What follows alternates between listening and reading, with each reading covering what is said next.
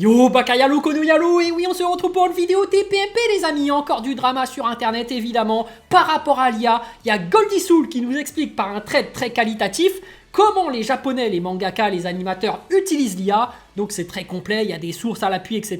Et puis il y a un animateur très connu, Dorian Coulon, qui va commencer à lui dire supprime ce thread, il va commencer à dire c'est pas bon, tu es en train de donner des informations qui sont complètement fausses. Et Goldie Soul va lui dire mais non, prouve-le, moi je t'ai mis toutes les sources à l'appui, etc. On va y revenir. Bon évidemment, c'est parti et je vous donnerai mon avis par rapport à la fin. Voilà, je vous donnerai à la fin mon avis par rapport à tout ça. Bref, il y a Goldie Soul qui commence à faire un thread, donc il nous explique comment les mangaka et les animateurs utilisent l'IA sans que tu le saches. Ce thread va te choquer. Donc on va voir si ça va vraiment nous choquer, mais voilà, hein. J'ai liké, j'ai partagé et je vous mettrai le lien en description, comme ça vous pourrez voir directement son thread. Pour comprendre comment les animateurs et mangaka utilisent l'IA, il faut d'abord comprendre le pourquoi. Il faut savoir que l'industrie de l'anime a généré 34,1 milliards de dollars et celle du manga 15,6 milliards de dollars en 2024. Pour comprendre le poids de l'industrie de l'anime, dites-vous que celle de la musique, en 2024, c'est 29,6 milliards de dollars. L'industrie de l'anime pèse plus que celle de la musique et les estimations disent que d'ici 2031, elle va atteindre les 56,93 milliards de dollars. C'est énorme. Ces chiffres sont dingues, mais il y a encore plus important. La moitié, voire plus, de la richesse que produit l'industrie de l'anime et du manga n'est pas générée en Asie et donc pas au Japon. C'est l'Europe et les États-Unis qui consomment le plus ce média. Donc si l'étranger qui consomme le plus ces médias, alors c'est là où se trouve la demande qui dicte l'offre. Le problème, c'est que la consommation du monde occidental en matière d'anime et de manga, c'est pas normal. L'Occident a le syndrome du kame. Dans les années 80 à 2000, lorsque l'animation japonaise et le manga s'exportaient vers l'Europe et ailleurs, le processus était très lent. Ah, j'ai connu ça. Oh putain. Ah putain, comment s'arracher les héros à l'époque, c'était une dinguerie. Les scans, on les avait pas et tout. Ah, vite, vite, vite, on veut avoir des images. Bref, on pouvait avoir un décalage de 3 à 5 ans. C'est énorme. Avant que les séries ne soient accessibles à cause de la traduction, l'adaptation et la censure. Le problème, c'est que notre drogué à l'anime et au manga n'a pas le temps. Car même le temps n'a pas le temps d'attendre 5 ans pour connaître la suite de Freezer contre Goku. Mais c'est clair, mais c'est clair. Et c'est là que la bénédiction d'Internet fut. Quelle aubaine, putain, s'est dit notre Kame. Et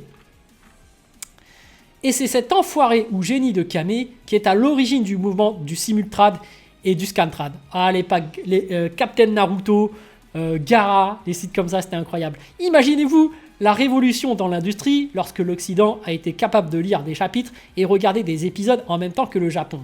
C'est une giga dinguerie.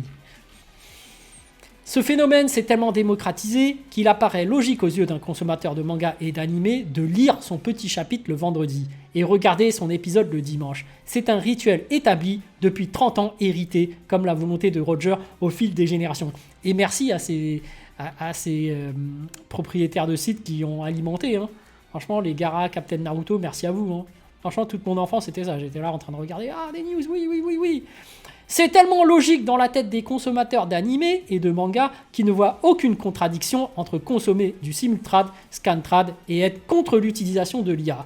Mais du point de vue de l'industrie, qu'est-ce qui s'est passé? Ils ont été choqués. Il y a de quoi être choqué. Pour produire un tome de manga vers une autre langue, il faut plusieurs acteurs. Checker, traducteur, éditeur, enfin checker, etc. Tous doivent être payés. Mais en face, on a une bande de passionnés qui ne comptent pas ses heures, hyper efficaces et ultra rapides.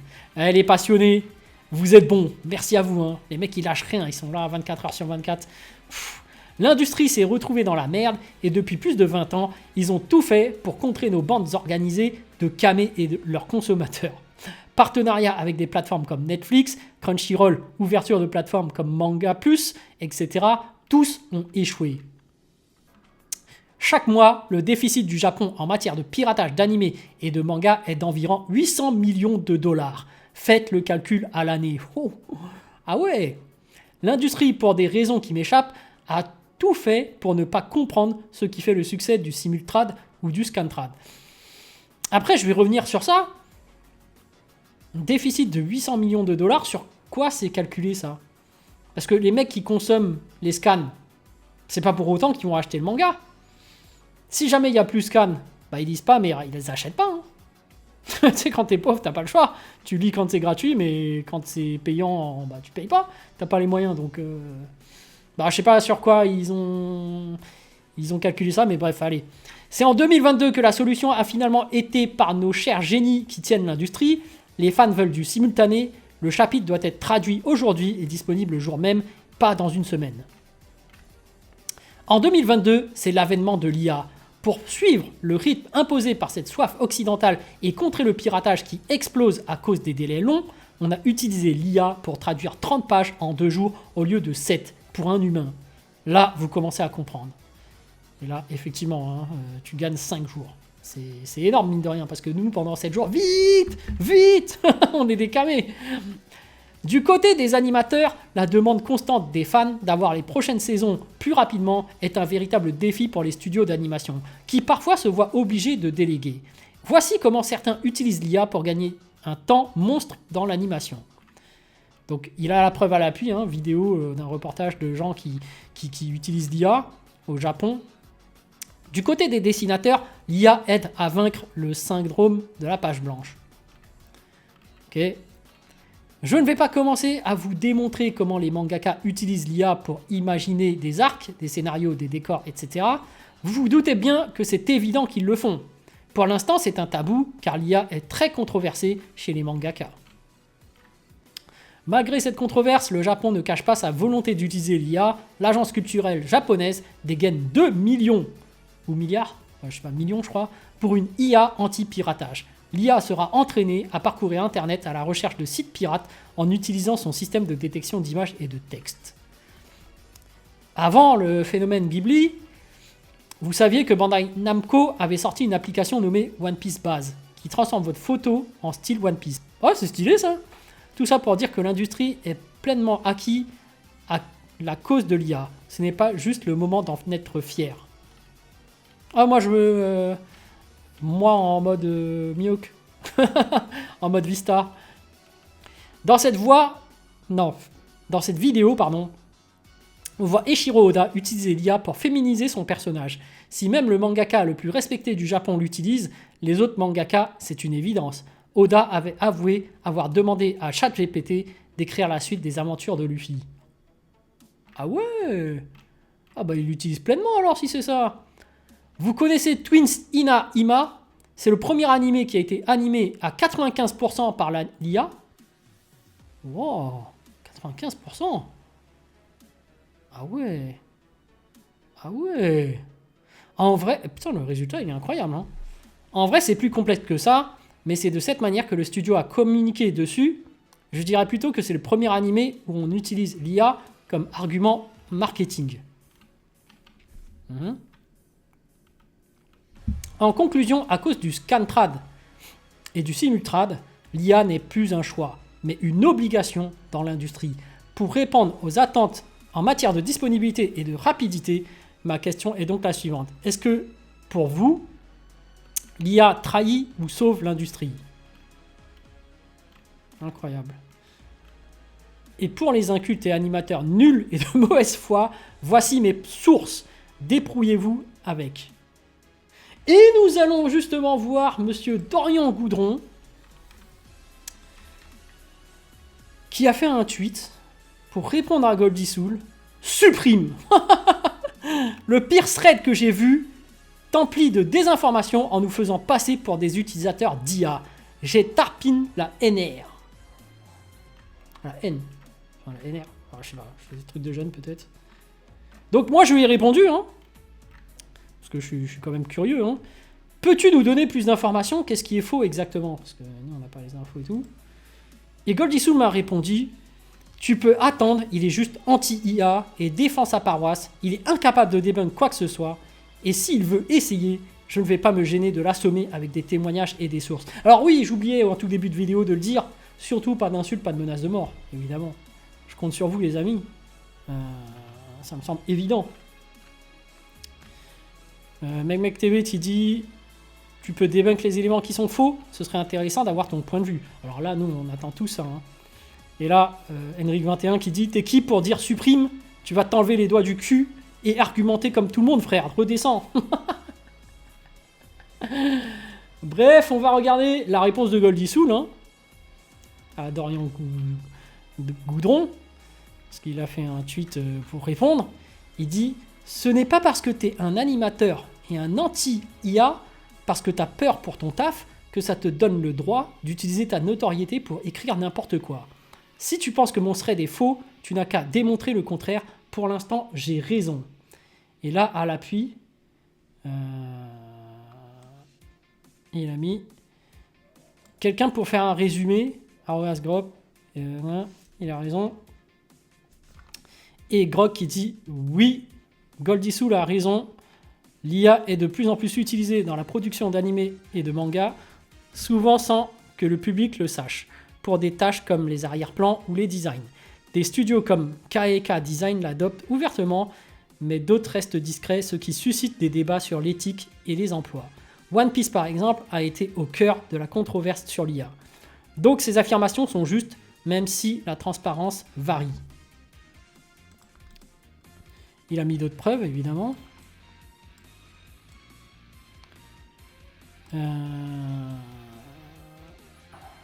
En français. Le fil de discussion de Goldisoul a du mérite. L'IA est de plus en plus intégrée dans la production d'animés, mais avec des implications nuancées.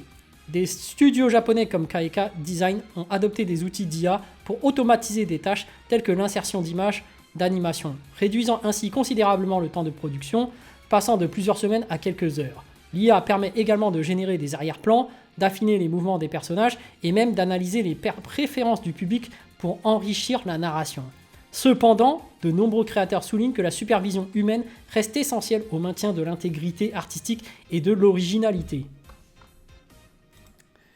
Ok.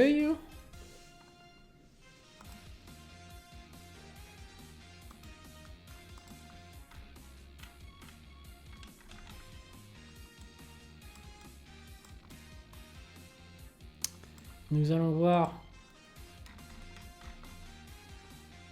Dorian Goudron, justement. Donc il y a Goldisoul qui va lui répondre. Et lui, il va lui répondre. Donc Soul qui dit « Il est juste choqué ou de mauvaise foi. Il sait très bien que l'industrie utilise l'IA. Plein d'artistes dans le milieu l'assument. Dès la sortie de GPT, Oda l'a essayé. Et pas qu'une fois. Et d'autres aussi. C'est juste un anti-IA qui veut sauver son métier, ce que je peux comprendre. » Et Dorian Goudron qui dit « Il y a simplement eu l'épisode que tu as montré. L'IA n'est absolument pas utilisée dans l'industrie japonaise ni française. Certes, des CIO veulent tester l'IA. Oui, mais côté animateur et réal, c'est un boycott total. Continue à nous faire passer pour ce qu'on n'est pas. » Et donc, on va avoir une réponse, hop, de Henrik21, qui va lui dire... Alors, il nous montre juste un exemple, un épisode fait avec l'IA existe, qui ne soit pas diffusé en France, au Japon ou sur France 5 contredit pas que l'épisode existe. À croire la diffusion ou non, ça annule l'IA utilisée pour l'épisode. Le niveau de répartie, je suis dead. Il dit également, Henrik 21, Goldisoul présente l'évolution de l'IA. Il se prend des menaces de mort par des ados incapables de gérer leurs émotions comme Dorian. Ouais, bon, je rappelle, pas d'insultes, pas de menaces de mort ici. Surtout, voilà. Je veux pas avoir de problème. Donc, je répète, pas d'insultes, pas de menaces de mort. Et bien sûr, je condamne quand même, évidemment, s'il y a des menaces de mort qui sont faites, notamment là, comme l'a dit Henrik 21. Alors, je n'ai pas fait gaffe si Dorian Goudron a fait des menaces de mort, mais s'il en a fait, c'est pas bien. Son syndrome de personnage principal le pousse à accuser Goldisoul de mettre tout le monde dans le même panier, alors que c'est pas son propos, puéril et stupide. Et Henrik 21 qui va continuer. Votre crédibilité en tant qu'artiste, ne vous épargne pas d'une certaine politesse. T'es qui pour dire supprime? Tu vas contrôler tes émotions comme un adulte et exprimer ton désaccord avec des arguments. On dit le mot IA, vous devenez tout rouge. Redescends. Et en dessous, il y a quelqu'un qui lui a dit C'est juste un animateur, One Piece, Bleach, Jujutsu Kaisen et machin. Depuis 5 ans, sûrement 15 fois mieux placé que toi pour parler. Donc citer un tweet pour dire de la merde une deuxième fois, car ta réponse à celui-ci a flop. Tu t'abstiendras la prochaine fois et tu te renseigneras. Et Henrik21 qui dit « Même s'il a soulevé la Coupe du Monde avec Zidane en 98, il devra argumenter comme tout le monde. Sujet, verbe, complément. S'il a raison, on valide. S'il a tort, alors on corrige nos pensées. Ni plus, ni moins. » Bien parlé. Donc oui, il faudrait que M. Goudron fasse une réponse argumentée. Comme ça, on pourrait vraiment savoir ce qui se passe. Hein. Donc Zerma, il va supprimer son thread, ça va annuler les millions d'investissements des studios d'animation dans les IA. Nous dit Yuzgi, dit Ox. Et là, Autocratie qui répond, c'est humoristique, sinon c'est pas possible. Désolé, j'ai pas compris. C'est une blague, ce qu'il a dit, sinon c'est pas un thread qui va changer grand chose à l'utilisation de l'IA dans l'animation. Que Soul nous donne son avis. Et je comprends pas pourquoi tout le monde est sur la défensive alors que c'est la base de notre société capitaliste de faire le plus de profit au mépris de toute valeur. Je ne suis pas surpris du tout, c'est le cycle de la destruction créative, c'est délétère. Bon, je vais vous donner mon avis, hein, évidemment, par rapport à ça. Alors déjà, ce que je vois, c'est que a priori, Goldie Soul a fait un thread très qualitatif avec des sources, donc c'est prouvé. Donc a priori, pour le débunker, ça va être extrêmement dur. Donc pour moi, le problème de Dorian Goudron, peut-être qu'il a raison, mais le problème c'est qu'il a dit juste supprime, et il n'a pas donné d'argument, et il n'a pas donné de source, il a dit moi je travaille dans le milieu, mais c'est tout, c'est un argument d'autorité. Mais ça marche pas en fait. Il va falloir expliquer à tout le monde, parce que nous, on veut de la transparence, on veut savoir qu'est-ce qui se passe derrière. Parce que, effectivement. Mais alors, je veux bien revenir sur une chose aussi, c'est pourquoi est-ce que les artistes, dès qu'il y a quelqu'un qui parle d'IA, bah ils sont tous là, non, c'est n'importe quoi, on veut pas être affilié à ça. Alors, effectivement, s'ils ne le font pas, ils ne veulent pas être affiliés, ils ne le sont pas, parce que c'est la vérité. Mais si jamais il y a des gens qui utilisent l'IA au Japon, bah je vois pas ce qu'il y a de mal en fait. Alors pourquoi est-ce que Goudron défendrait d'autres studios qui l'utilisent? Parce que là, de ce que je comprends, il y a un studio qui l'aurait utilisé à 95%. Moi, je trouve que c'est une bonne chose. C'est une bonne avancée technologique, c'est le progrès. C'est même une très bonne chose. Moi, je trouverais ça ridicule que le Japon continue à ne pas vouloir utiliser l'IA parce que ils ne veulent pas progresser, évoluer dans la vie. C'est ça l'évolution. On ne circule plus en cheval, on utilise la voiture maintenant. Et on est censé évoluer à chaque étape de notre vie. Donc pour moi, l'utilisation de l'IA, c'est l'évolution, c'est l'avenir. Faut ne pas hésiter à l'utiliser pour gagner du temps. C'est le progrès. Après, je sais que par rapport à la culture japonaise, il y a un côté préservation, protection de l'art, du manga, enfin bref. Du coup, le fait de créer de toutes pièces à l'ancienne fait qu'ils conserveraient leur héritage, on va dire ça comme ça. Et peut-être que c'est pour ça qu'il y en a qui sont réticents à utiliser l'IA. Mais bon, au bout d'un moment, tu peux plus continuer à circuler à cheval. Tu passes à la voiture, tu montes en technologie, hein, j'ai envie de dire. Donc l'IA est là. Au bout d'un moment, il faut l'utiliser, c'est tout. Hein. Bref, voilà, c'est mon point de vue. Après, libre à ces artistes de ne pas utiliser l'IA. Parce qu'apparemment, avec l'IA, il n'y a pas l'âme des cartes sur les dessins. Mais bon, moi, je pense que, voilà, un jour ou l'autre, on va l'utiliser. L'IA va continuer à évoluer et on sera forcément obligé de l'utiliser si on veut produire. Et c'est justement ça qui va faire que les projets aboutissent plus vite et qu'il y aura beaucoup plus de créativité. Allez les amis, sur ce, je vous dis donc à plus dans le bus, ou plutôt à plus tard dans le car, ou plutôt à bientôt dans le bateau.